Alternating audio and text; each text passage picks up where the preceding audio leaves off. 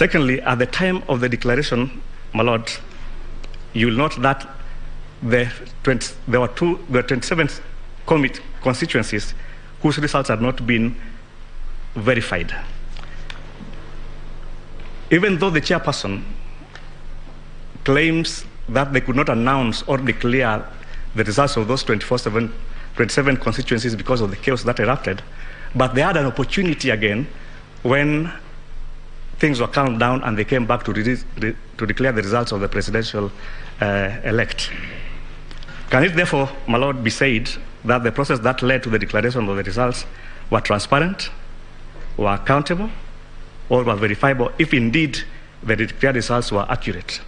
My answer and the answer of the sixth respondent is in the negative. In respect to my client's position as to whether she accepts or agrees with the results that were announced, at paragraph 73 of her affidavit, she states that without verification of results from the 27 constituencies, I believe it was not possible to determine a winner in the hotly contested 2022 presidential elections, and to that extent, I cannot vouch for the veracity of the result declared by Wafula Chebukati on the 15th, for there was no transparency on his part towards the declaration of results and final figures and were not verified. I was kept in the dark by the chairperson with respect to tallying. That is her position. She cannot vouch for the results that declared William Ruto as the president-elect. My lord, lastly, the conduct of exclusion by the chairperson of the other commissioners from vital activities of the commission was not limited only to the events that happened at Bomas. I will just cite a few. One of them was the manner in which he assigned the commissioners roles to play at the Bomas. That was a unilateral decision. Secondly, the unilateral deployment, transfer, and gazettement of returning officers nationwide. That can be found in the affidavits of the sixth respondent at paragraphs 16 and 17. Then the third one is the deliberate failure to facilitate the contract implementation committee to oversee the implementation of the ballot papers, contracts, and task of inspection of the printed ballots at the vendor's factory in Greece. That is a function that ought to have been done to ensure that there was due diligence of the ballot papers that were being printed. That one, again, they were not involved, and that did not take place.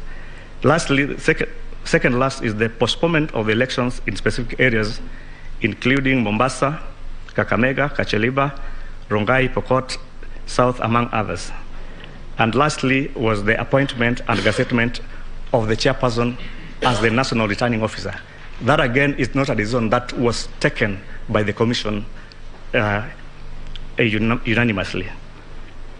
My lord, in the end, it is apparent that in managing the affairs of the commission with regards to the elections, the fourth respondent as the chairperson deliberately created a dysfunctional system to aid and abet his criminal and evil acts that would be interpreted to mean that he had intention to subvert the sovereign will of the people of Kenya.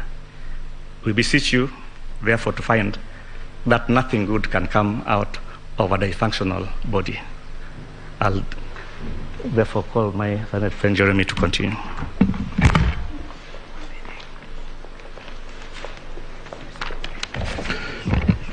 Yes, my ladies and my lords, I'll be very brief. My learned friends have touched most of the issues. My name is Jenga Jeremy, appearing for the eighth respondent. I want to give time to my learned friend Issa Mansour. So just a few points for clarification. One, speaking for the eighth respondent. My ladies and my lords, the eighth respondent per se, because of his position, is still a commissioner